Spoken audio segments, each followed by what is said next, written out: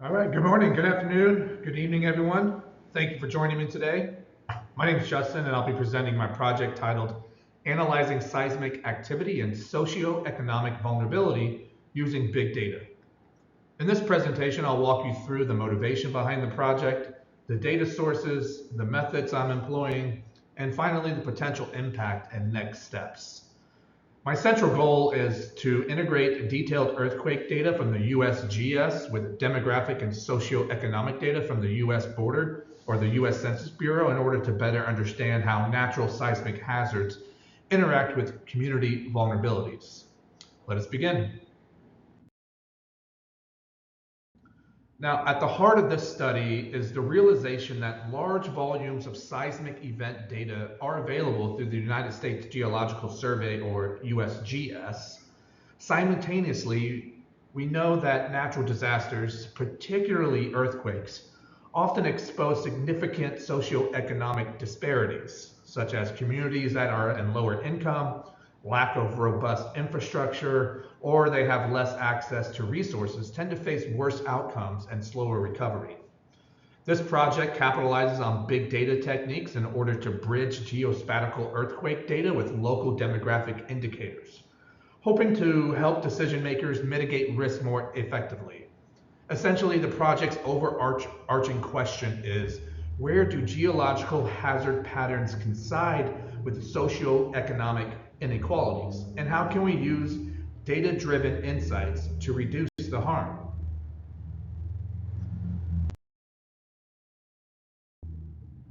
For this study, I'm primarily using two data sources. The first is the USGS Earthquake Catalog, which provides rich details about seismic event, including when it happened, its specific latitude and longitude, how strong it was on the magnitude scale, and so on. This data can be accessed historically, spanning from years or even decades, and can also be accessed in near real time, which is critical for ongoing future analysis. The second data source is the American Community Survey from the US Census Bureau, offering an array of demographic measures. For example, population density, median household income, and educational attainment at the tract or county level.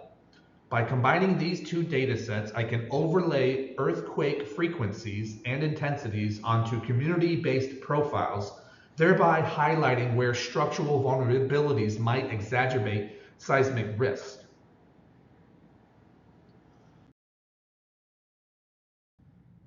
My methodology approach can be broken down into three main steps.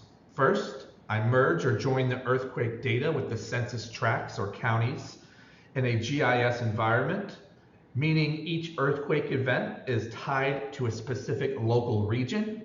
Second, I employ clustering and segmentation methods like k-means or hierarchical clustering to group these regions based on both frequency of seismic events and socioeconomic risk factors like low income or older housing.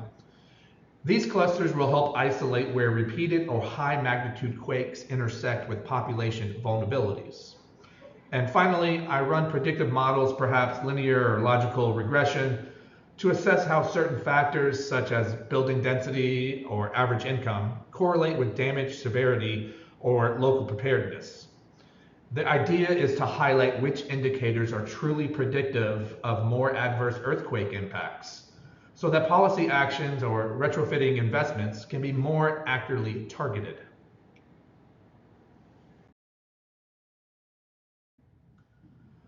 Throughout the project, even though it's still in progress, some preliminary patterns are starting to emerge. Regions where buildings are older or not up to code may experience more damage or disruption when moderate earthquakes strike repeatedly. Moreover, low-income census tracts often lack individual resources like insurance and community resources like well-funded infrastructure, pointing to a lower capacity to withstand and recover from seismic shocks.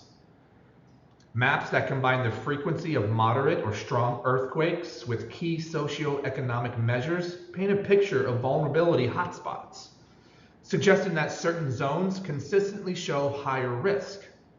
In my final report, I expect to present these hotspots as well as any surprising outlier areas that might not be high income but appear to handle disaster recoveries effectively, or vice versa.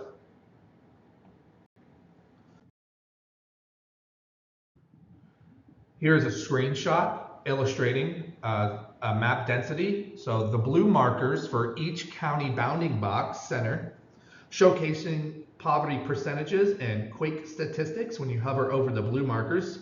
And the red markers are for all earthquake epicenters, which will identify any correlations between the two earthquakes and low poverty areas.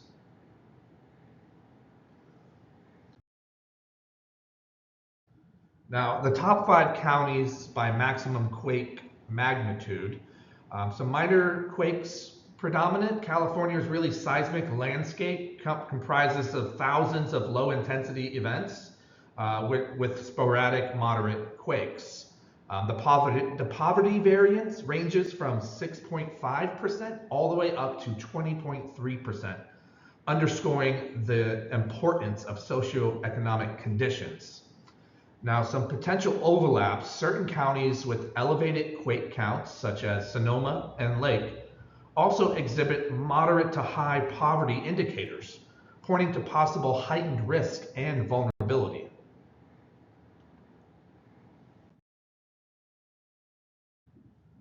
In terms of real-world effects, I envision these findings could directly inform public agencies or local governments that oversee earthquake preparedness.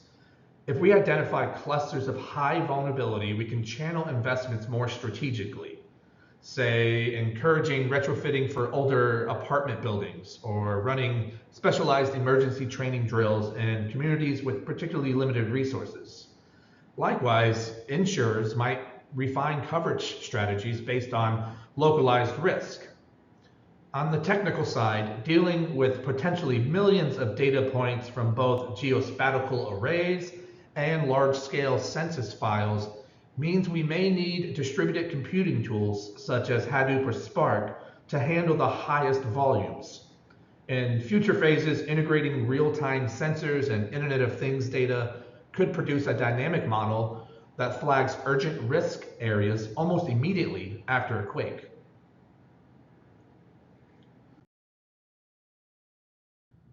Now, the technical expansion again is going to be challenging because we're going to need the data is going to need to be scaled. So using distributed platforms is going to be very, very important in the future. The real-time data is also going to be extremely helpful as well when we can identify a quake and have sensor integration to give us live metrics onto that as well. And the impact after we have a finalized understanding of the analysis, we'll be able to make better policy decisions, or those policymakers can make better informed decisions, which will reduce the risk for potential damages or socioeconomic communities that can recover faster. This will help build community resilience, improve people's quality of life, and ultimately might even be able to save lives. This concludes my presentation, and thank you for attending. And if you have any questions, please feel free to drop them in the chat. Thank you.